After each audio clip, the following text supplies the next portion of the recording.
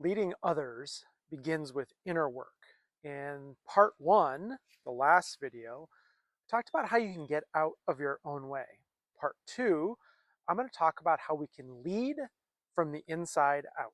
In this video, we're going to talk about how you can find your center, manage your thoughts, lead with emotions, and embody your leadership.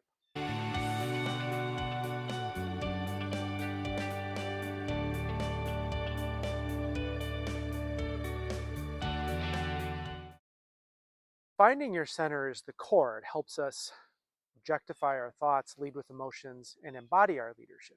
If we can find our center, it helps us stay grounded, rooted, and that center is a key part of this.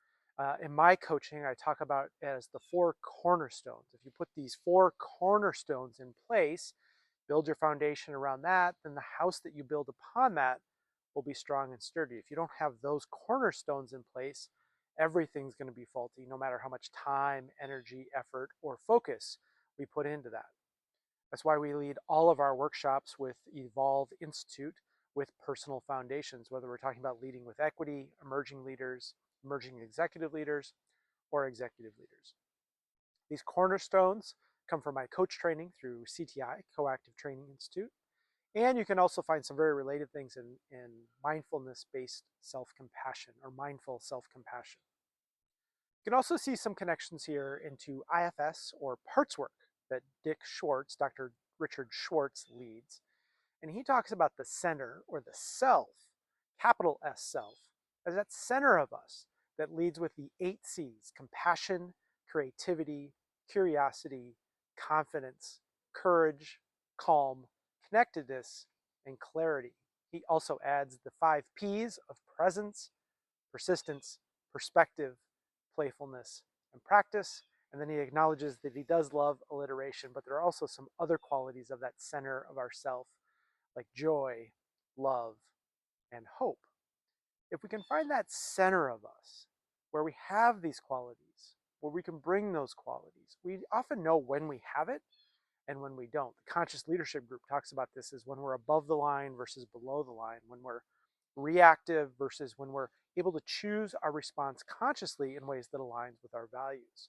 So finding that grounded, rooted, centered part of you helps us navigate this VUCA world: volatile, uncertain, complex, and ambiguous.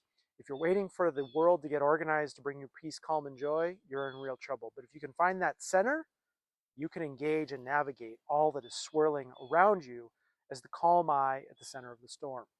The second part of this is, how do we objectify our thoughts? And we talk about objectifying often as a really negative term, because so often it is. But being able to objectify our thoughts helps us work with them. Rather than saying, I think this, we can say, well, I have a thought about this. I have a judgment about this. My perspective on this thing is this. And if we can hold our thoughts as objects, this is oftentimes why journaling is so helpful. We take it from a thought that we associate and identify with to a thought that we wrote down, a bullet point, a paragraph, something we wrote out. And when we can objectify our thoughts, it helps us come back to them. If we come back to them, we can analyze them, we can critique them, we can check them against other thoughts. What might be the opposite thought? What might be a thought someone else would have? What might be a thought someone who I really admire and look up to would have about this? Now, one way to objectify our thoughts is recognizing the inner dialogue that we all have within us. We have these different voices, which is totally normal and human, and a part of all of us. And being able to distinguish those voices and lead from within your self-dialogue can be really helpful. Stoic philosophers talk about this. IFS and parts work talks about this. Coaching is often about organizing that conversation from within. There's many different ways to do this, but it helps us shift that inner dialogue from a cocktail party where all of our most vicious enemies are yelling at us all at the same time to a board meeting that we're leading and calling at different moments in time on the different parts of us, the different perspectives within us that can be helpful in this moment, in this conversation. You might be familiar with the quote, "The most important conversations you'll ever have are the conversations you have with yourself." What if those didn't happen to you? but you help lead those conversations within you. We often talk about emotions as something we want to distance ourselves. We want to get past them. We want to get away from them. And we often think about leaders, particularly powerful leaders, as folks who don't have emotions or have their emotions managed, rather than those who can lead with emotions. And so how do we lead with emotions? I think it's three things. One is emotional literacy, emotional fluency, and emotional processing. So that first one, emotional literacy. What am I feeling? How can I recognize it in myself? And this is oftentimes we'll return to the big emotions. Paul Ekman talks about the major emotions of joy, sadness, anger, fear, and disgust. Others think about different flows. So what am I feeling? Where we move from these big emotions to more concrete. So if I'm feeling angry, what flavor of angry? Am I frustrated? Am I furious? Am I aghast? There's different levels, different flavors of anger on a continuum. If we can start to parcel those out and be more precise in what kind of anger I'm feeling at the moment, it can help us navigate it. And the third one is emotional processing. And we call our emotions feelings because we feel them in the body. So if we can process our emotions by recognizing, oh, it's making my shoulders tense, it's giving me a punch to the gut, um, my brow is furrowed, um, makes me want to curl up and ball or get underneath the covers. Where are we feeling these emotions in our bodies? And if you can pay attention to that, particularly if it's guided by someone else, a coach or such, you can help notice what it is, what does it feel like. Sometimes we can sense a size or a shifting shape or even a color. And how does that feel and what is going on? We want to attend to it without trying to change it. And if we can attend to it without trying to change it, it always shifts. It changes into a deeper color of anger or a lesser color of anger, or it moves from our shoulders to our belly, or it moves to our back and our solar plexus. It becomes something that gives us insight and perspective. Particularly anger can be a sign of unfairness or something is off. And so how do we process those emotions? So the three parts of leading with emotions: emotional literacy, emotional fluency, and emotional processing. When we can process these emotions, they can be something not to avoid or get over or sidestep, but something to bring in as a richness into our leadership and help us lead ourselves and then connect with other people who are also experiencing normal human emotions and help understand them and empathize with them and lead with them. A third one here is around embodying your leadership. And a lot of times we talk about leaders as being disconnected from their body, leadership being a neck up activity that we're doing purely mentally, intellectually. But our bodies are rich. It is, you can think about your body as a connected resource that you have with you all the time. The vagus nerve that runs from the back of your brain all the way through your body and helps manage your digestion, your heart rate, your breathing, all the things that you don't have to think about, your sympathetic and your parasympathetic nervous system. We often think about the brain talking to the body, but the body talks to the brain. It tells us, um, I feel nervous in my belly. This doesn't feel right what I'm hearing. Maybe it's a sense that something's not true, or something's not fair, or something is off, or something is missing. We often notice this when our heart rate elevates going into a tense meeting, or it calms when we feel heard and listened to. And that vagus nerve, the neuroscience shows us that 20% of the messages are going from the brain to the body, and 80% are going from the body to the brain. And so if you can pay attention and be connected with your body, you can ask yourself, what is my body telling me? What is it teaching me right now? What is it offering me? What is it revealing to you? And if we can begin to notice, we can begin to manage that. You can think about managing your state. So many of you might meditate. You might sit in a particular position or hold your hands in a particular way. And if you do that consistently, your body associates that state, that meditative state, with that posture, with that hand gesture, with that mantra you say to yourself.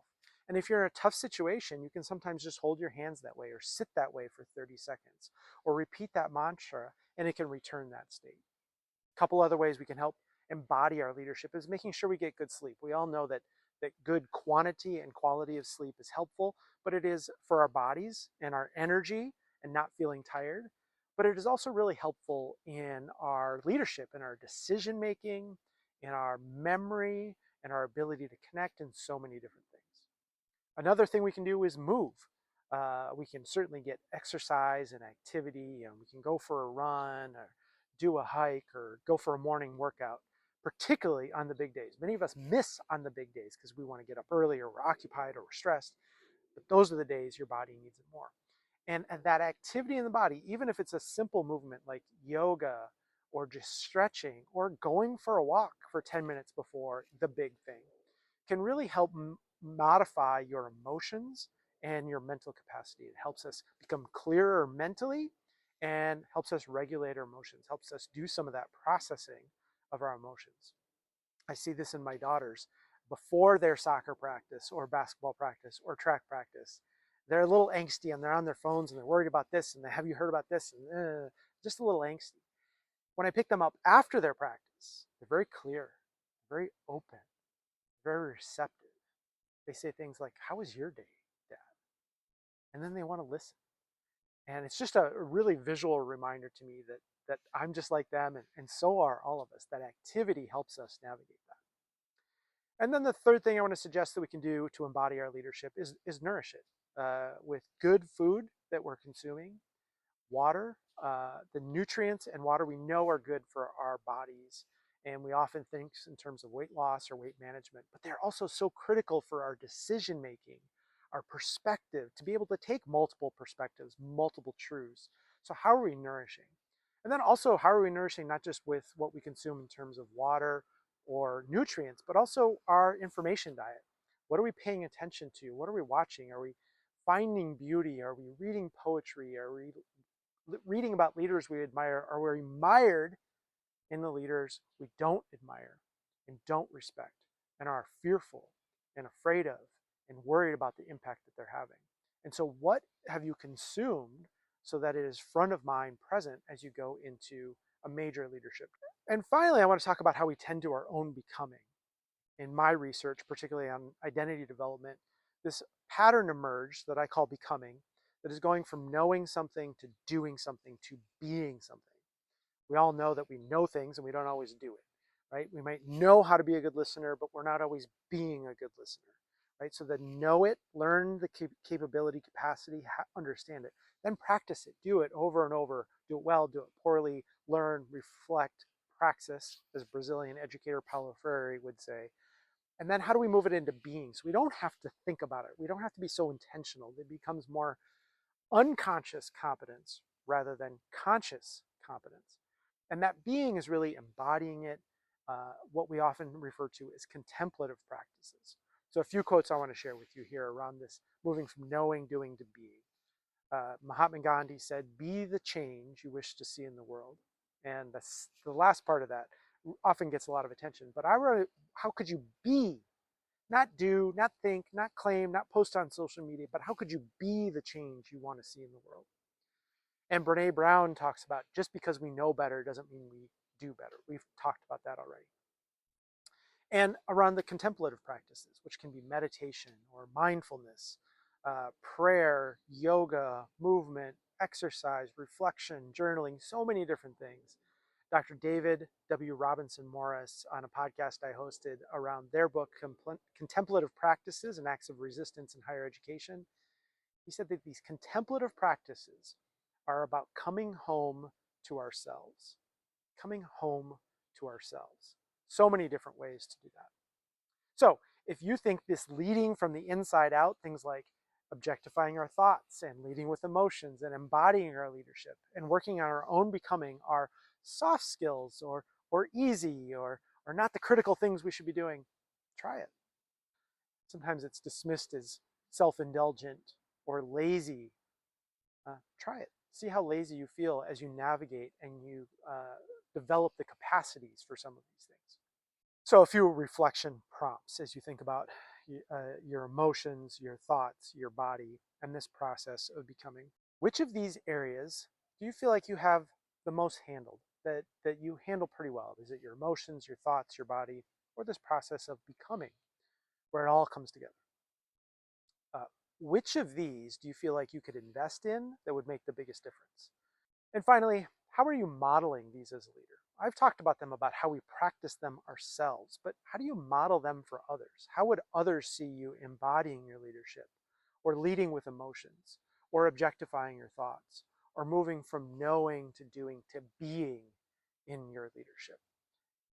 Doing this ourselves is very good, very important, very powerful.